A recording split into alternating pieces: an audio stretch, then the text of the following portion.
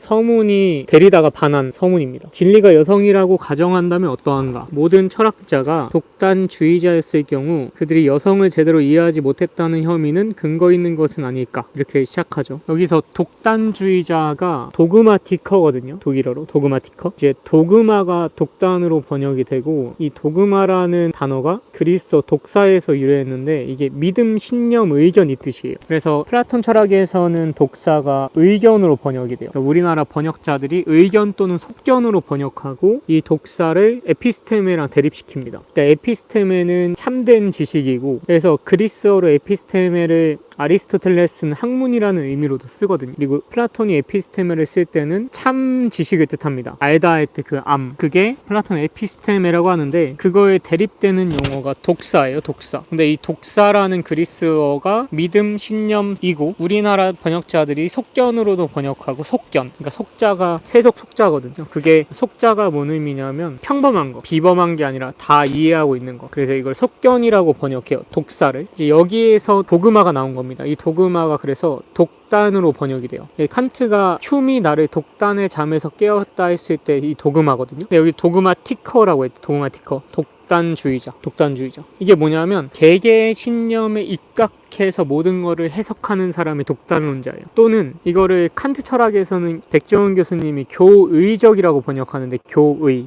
이게 종교의 가르침 있죠. 교의적 가르침. 이 도그마티슈, 이거를 교의적으로 번역하시는데, 왜냐하면 교회에서는 교회의 의견, 교회의 믿음을 옳다고 전제하고 가르치잖아요. 그게 독단론자, 교의주의자인 거예요. 요거를 이해하시면 됩니다. 이해 가시죠? 무슨 말인지? 그러니까 예를 들어서 형이상학자들도 니체의 관점에서, 또는 칸트도 모든 형이상학자를 독단론자라고 했어요. 독단론자. 왜냐하면 증명될 수 없는 거니까. 플라톤의 이론은 증명될 수 없는 거니까. 플라톤의 이론 또한 독단론인 거예요. 그리고 플라톤도 독단론자입니다. 이 전체적인 맥락을 이해해야 돼요. 전체적인 맥락. 독사가 의견이고, 이 독사라는 그리스어 단어에서 도그마라는 단어가 탄생했고, 도그마는 의견, 믿음이라는 뜻이라는 거. 의견, 믿음. 의견과 믿음은 독단적인 거죠. 그래서 이거를 독단이라고 번역해요. 도그마를. 근데 니체는 지금 여기서 말하는 건 모든 철학자가 독단주의자라는 거예요. 왜? 자기의 신념, 자신의 믿음에 입각해서 철학을 했기 때문에 그들은 모두 니체가 봤을 때는 독단주의자인 거예요. 이해가시죠? 지금까지 그들이 진리에 접근할 때 가졌던 소름 끼칠 정도의 진지함과 서툴고 주제에 넘은 자신감이 바로 여성의 마음을 사로잡기에는 졸렬하고 부적당했다는 혐의는 근거 있는 것이 아닐까. 여성들의 호감을 사지 못했던 것은 당연하다. 이렇게 나오는데, 니체가 지금 진리를 여성이라고 하잖아요. 근데 진리가 여성이라는 말은 무슨 뜻이냐면, 이렇게 생각하시면 돼요. 니체가 생각했을 때 여성은 잡히지 않는 거예요. 이 포인트가 되게 중요합니다. 진리는 잡힐 수 없어요. 그래서 여성이. 이해 가시나요? 이것도 되게 간단한 논리죠. 진리는 여성이기 때문에 개념화될 수 없어요. 붙잡힐 수 없어요. 근데 니체 이전까지의 모든 철학자들은 개념이라는 것을 통해서 여성을 붙잡으려고 했기 때문에 지금 니체가 뭐라냐면 소름 끼칠 정도의 진지함과 서툴고 주제 넘은 자신감이었다는 거예요. 그들이. 이해 가세요? 뭔 말인지? 요 문맥 이해 가시죠? 무슨 말인지? 왜 니체가 자신의 이전까지의 모든 철학자들을 독단론자였고, 그들이 진리를 대할 때 소름 끼칠 정도의 진지함과 서툴고 주제 넘은 자신감이 있었다는 거. 이렇게 말한 문맥이 이해 가시죠? 그래서 이 여성, 즉 진리의 마음을 사로잡기에는 졸렬하고 부적당했다는 혐의라는 거예요. 자기 이전까지의 모든 철학자들. 지금 본인 이전까지의 모든 서양 철학을 전부 다 전복시키는 겁니다. 잘못했다. 요게 되게 대단한 포인트예요. 그래서 니체의 글쓰기는 절대 포착하려고 하지 않습니다. 그리고 심지어 니체가 빌레조 마크트라는 힘의 의지라는 마지막 저서를 구상했지만 세상에 내놓지 않은 이유도, 니체의 유고집을 보잖아요. 말년의 유고집, 그러니까 니체의 일기장, 사유일기장을 보면 뭐라 써놓냐면, 자기는 체계를 혐오한다 그래요.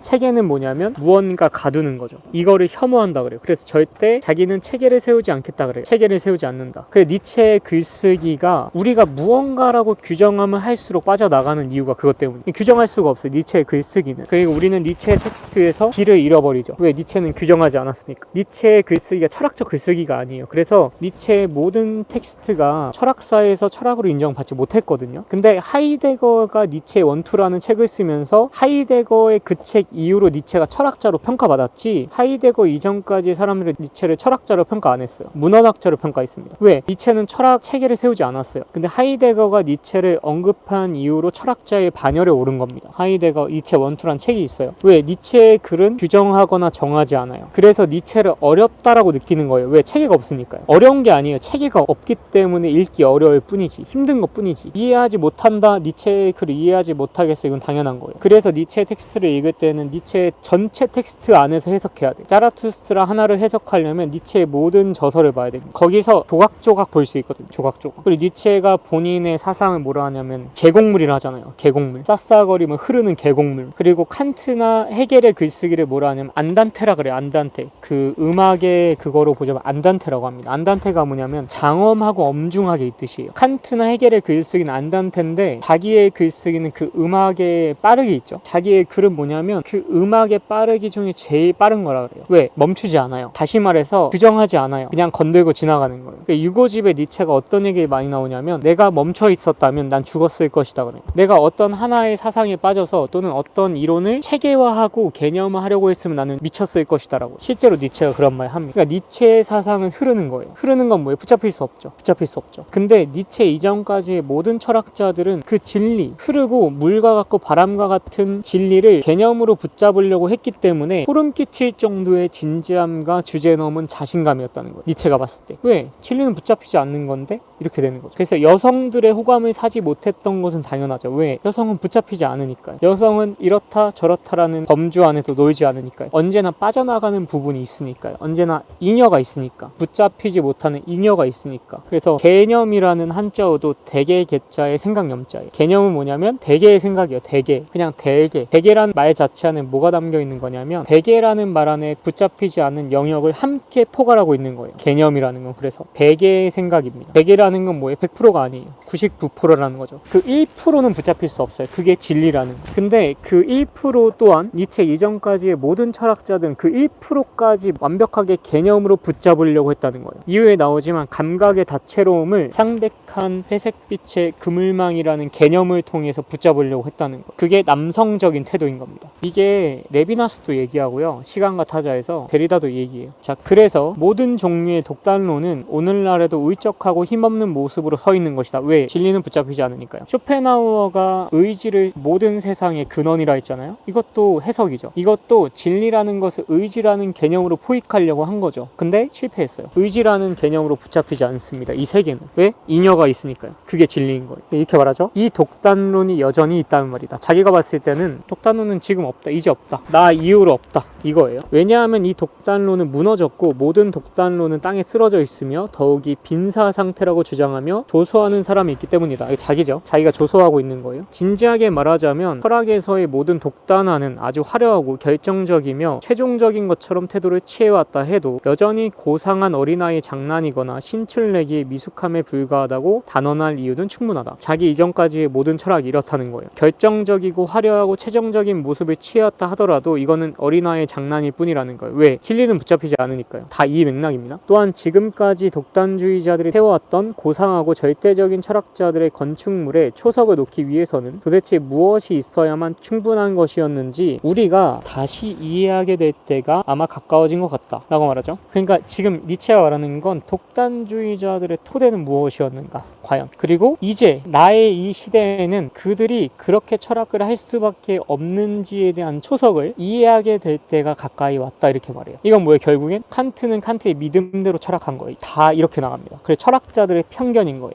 기울어질 편자입니다. 쇼펜하우어는 의지로서 세상을 본 것뿐이에요. 칸트는 물 자체와 현상의 대립으로서 세상을 본 것뿐이에요. 편견이에요. 전부 다. 니체는 그걸 다 깨부수는 겁니다. 세상을 물 자체와 현상으로 나눌 수 있나요? 쇼펜하우어처럼 의지와 표상으로 나눌 수 있나요? 못 나눠요. 그것은 바로 먼 태고적부터 있었던 통속적 미신, 마치 주체의 미신과 자아의 미신으로서 오늘날에도 역시 끊임없이 피해를 주는 영혼의 미신 같은 것, 아마도 말장난 같은 것, 니체 이전까지의 모든 철학을 말합니다. 문법의 측면에서의 유혹 또는 매우 협소하고 개인적이며 대단히 인간적인, 너무나 인간적인 사실을 터무니없이 일반화하는 거예요. 그들의 모든 철학은 말장난, 문법의 측면, 문법의 유혹을 일반화하는 것뿐이에요. 그냥 세계를 일반화하는 것뿐이에요. 니체는 세계를 다채로움 그대로 개념에 의해서 포착하지 않고, 근데 니체도 이런 말을 해요. 세계는 힘의 의지다라는 말을 하는데 그건 출간 안 했습니다. 결국에는. 참 니체가 데리다가 여성적인 욕망을 가졌다라고 말한 게 이런 측면 때문이었어요. 개념으로 무언가 규정하려고 하지 않는 거, 감각의 다채로움, 보이는 것의 다채로움을 그 다채로움 그대로 받아들이려고 한 거, 개념을 통해서 정의하려고 하지 않고, 이게 니체의 탁월한 면이죠. 니체 이전까지의 모든 철학자들과는 다른 면이죠. 철학은 사실 개념을 통해서 뭔가를 규정하고 정의해야 되는데 니체는 그렇게 하려고 하지 않았다는 거.